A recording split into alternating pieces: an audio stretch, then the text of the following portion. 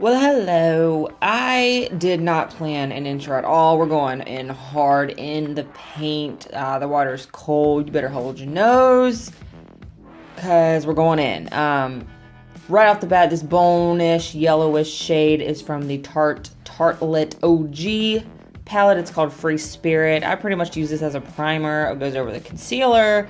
All the shadows that we're going to be using are going to blend seamlessly. We're doing a halo eye kind of concept today. This one is going to be the Urban Decay Naked Heat palette, which I love. Right over the crease, I'm taking a big fluffy brush in the shade Sauced. The purpose of that is just to give it a pretty easy and seamless transition between the other colors that we're going to use.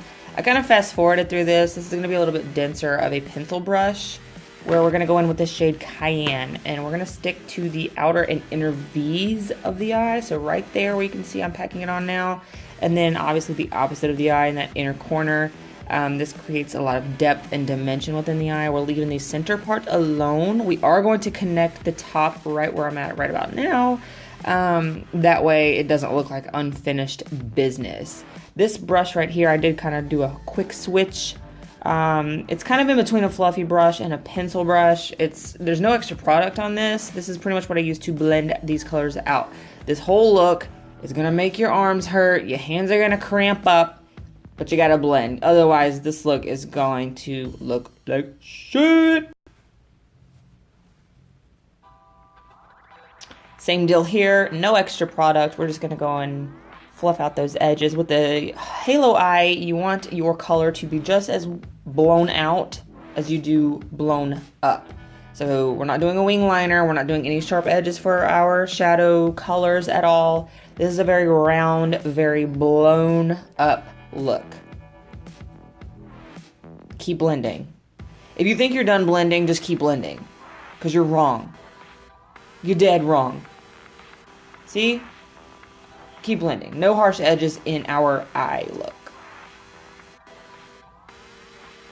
We're going to go back to that really dense pencil brush that we used for our Cayenne shade.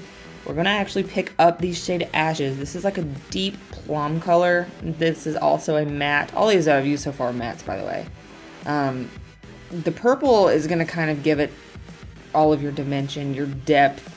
And I love it because obviously it's not all red, which you kind of don't want, so we're going to throw a purple in there.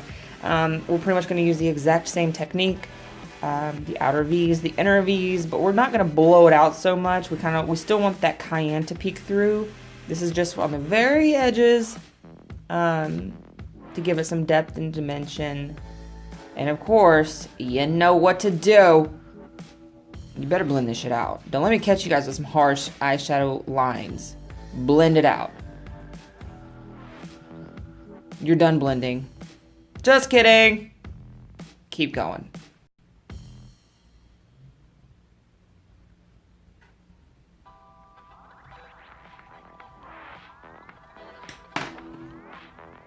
Back to that kind of fluffier pencil brush, if you will. It's just a shader brush, but you're no extra product on this one again. I'm just gonna go through and create some seamless edges, get rid of the edges in general, just by blending it out. Very light pressure. You guys don't want to use a whole lot of heavy pressure for this, because you do want to create that gradient ombre effect. You don't want it to be super obvious, and you also don't want to blend hard enough to where you actually ruin your eyeshadow.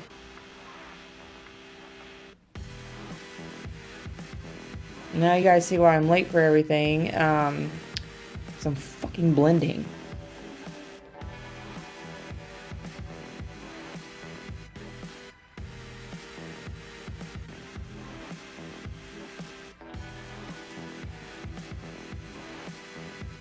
Still blending.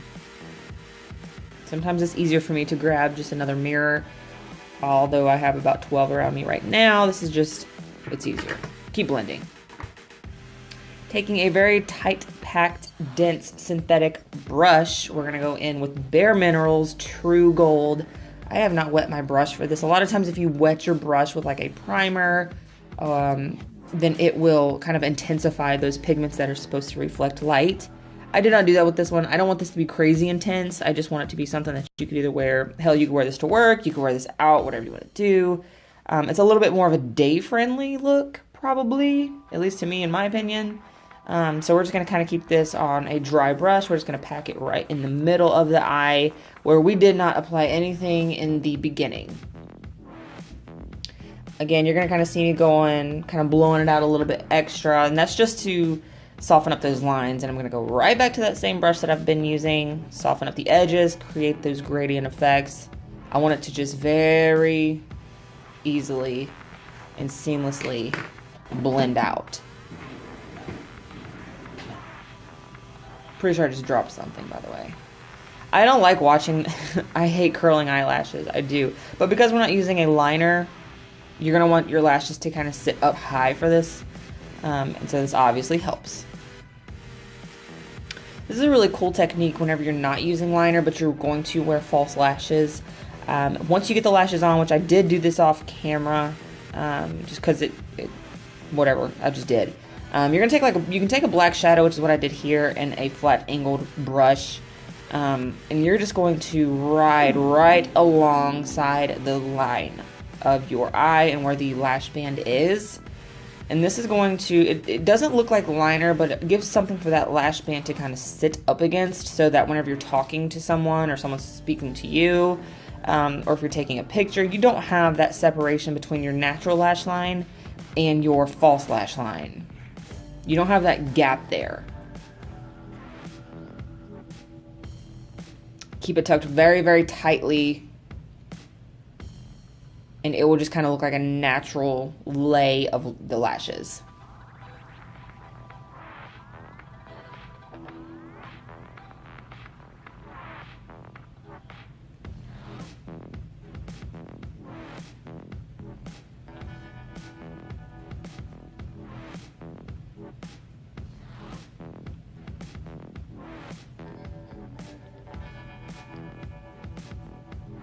Make sure you cram your finger right into your eye at least 3 times when you're doing this.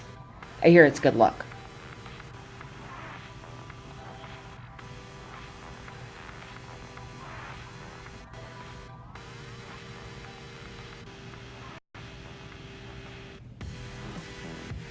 Lift them up. You don't want lashes going down, obviously.